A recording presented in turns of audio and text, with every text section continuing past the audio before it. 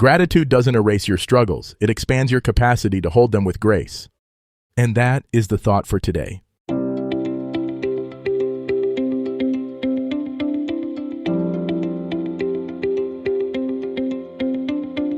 Welcome to 7 Good Minutes. I'm Clyde Lee Dennis. Thanks for joining me for what I believe will be 7 of the most enriching minutes of your day. In today's episode of 7 Good Minutes, we talk about the Gratitude Gateway and how appreciation transforms your emotional landscape. Enjoy. There's a moment when everything feels heavy, when the weight of disappointment, frustration, or sadness seems to color every corner of your world. In these moments, someone might suggest practicing gratitude, and your first instinct might be to roll your eyes. Be grateful? Right now? But what if gratitude isn't about pretending everything is fine, but about finding a doorway back to emotional balance when you need it most? By the end of this episode, you'll understand how gratitude can serve as a gentle but powerful tool for shifting your emotional state, not by denying difficult feelings, but by creating space for a fuller, more balanced perspective. Gratitude isn't about toxic positivity or forcing yourself to feel thankful when you're genuinely struggling. It's not about dismissing your pain or pretending that challenges don't exist. True gratitude practice is about expanding your emotional awareness to include both what's difficult and what's working, both what's missing and what's present, both what hurts and what heals. Think of your emotions like the weather. When you're caught in a storm of anger, sadness, or anxiety, it can feel like that's all there is. The storm becomes your entire sky. But gratitude is like remembering that even during a thunderstorm, the sun still exists above the clouds. You're not denying the storm, you're simply acknowledging that it's not the complete picture. The science behind gratitude's emotional impact is remarkable. When you consciously focus on what you appreciate, your brain releases dopamine and serotonin, the same neurotransmitters targeted by antidepressant medications. You're literally changing your brain chemistry through the simple act of appreciation.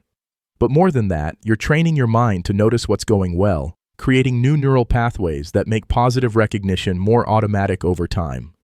One of the most effective ways to use gratitude for emotional shifting is through what I call micro-appreciations.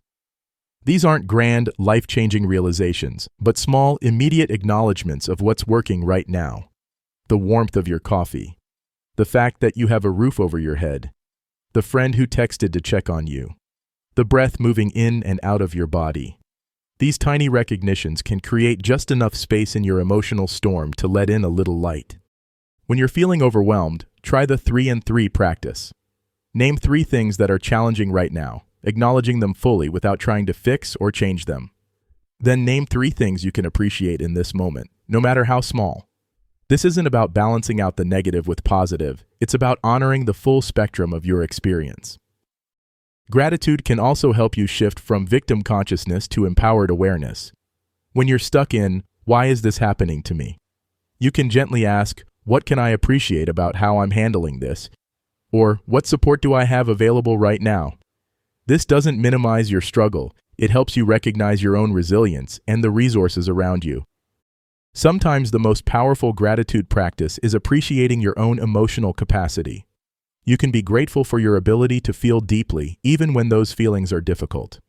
You can appreciate your heart's willingness to care, even when caring hurts.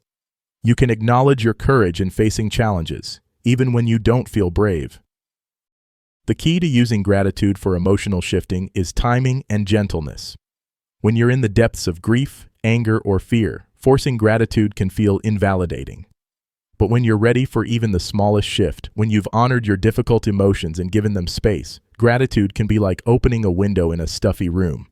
It doesn't change everything, but it changes something, and sometimes that's enough. Remember that gratitude is a practice, not a performance. You don't have to feel grateful all the time or maintain a constant state of appreciation.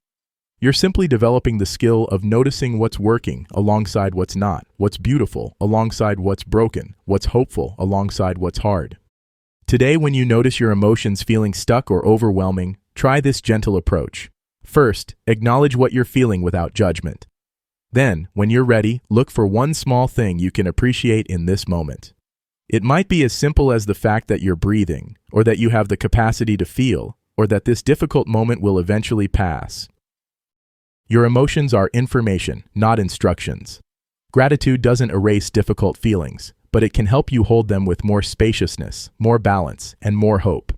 It reminds you that even in your darkest moments, you are surrounded by countless small miracles, and your ability to notice them is a miracle in itself. That does it for today's episode of 7 Good Minutes.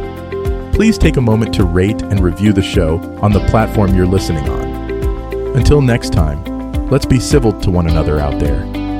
Thanks for listening.